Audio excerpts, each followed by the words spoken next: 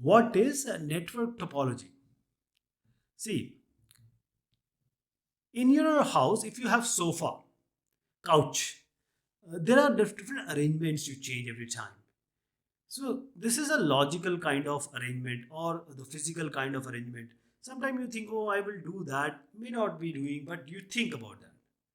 So in a network, there can be different kind of devices and they might be using different kind of network topology.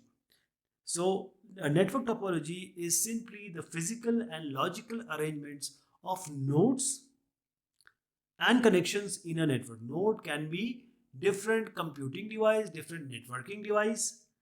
This is the node I'm talking about, and the line is the connection.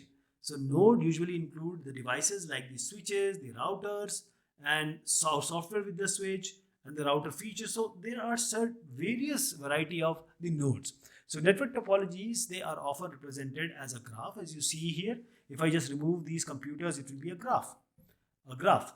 So let me tell you about this common bus topology. If I make it like this, it's a simple graph. So it is represented by a graph. And network topology may describe how the data will be transferred between these nodes, this is computing device, these networking devices. So how the data will be transferred. So there are two types of network topologies. One is the physical, one is the logical. So let us talk about the physical ones.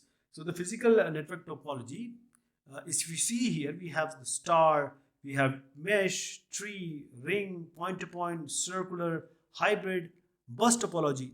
These are different examples of network topology. Let me show you here. The simplest one is the bus, a straight wire is going and the nodes are connected to this single wire. Then we have, one by one I'm going to tell you. So this is just a way the computing devices are connected. For example, here maybe the requirement is that every device should be connected to every device.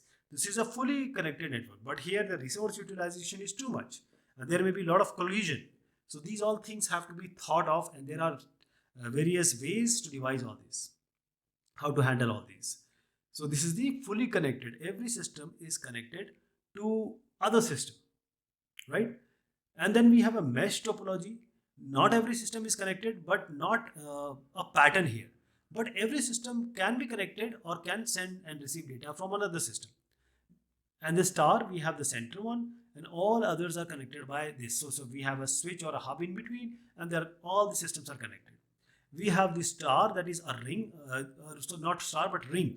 Ring is like a circle, and all other systems are in this circle. So we have to take a token. Every system has to take a token before it start transmitting. So this is how the token ring work.